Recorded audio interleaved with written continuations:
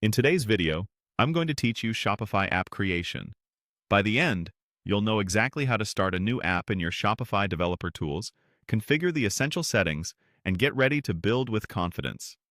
Begin by opening your Shopify admin. From your store's home, open the My Store tutorial to access helpful shortcuts. This view makes it easy to jump into the developer area without hunting through menus. Next, head into the Dev dashboard. This is where you manage all of your apps, versions, and settings. Click Create App to start a fresh project. On the Setup screen, choose the npm init at Shopify/app at latest option. This selects Shopify's official CLI template, which scaffolds a modern app with recommended structure and tooling. Even if you haven't run it locally yet, choosing this template aligns your dashboard configuration with the expected project layout. In the highlighted field, type your app name. Keep it clear and descriptive, so teammates and merchants can recognize it at a glance. When you're ready, click Create. Shopify will provision your new app and take you to its overview. Open the app by clicking its name to access the active version and configuration. Enable Embed App in Shopify Admin.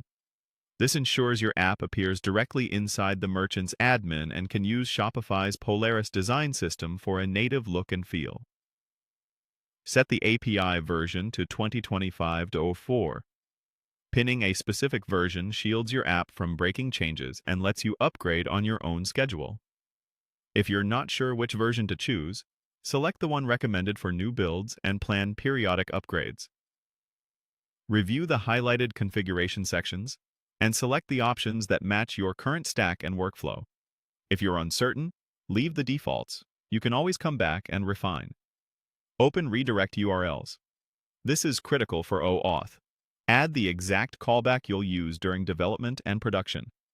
Use HTTPS, match the path expected by your auth flow, and keep entries precise. Any mismatch will block installation. If your app needs to run in retail, enable POS to surface your app in Shopify Point of Sale. If not, it's perfectly fine to leave this disabled. Finally, return to the versions list page. This is your checkpoint to review drafts, track changes, and manage what's ready for release. That's it. You navigated from admin to the dev dashboard, created a new app with the official template, named it, enabled admin embedding, pinned the API version, verified redirect URLs, optionally enabled POS, and wrapped up at the versions overview. With these foundations in place, you're set up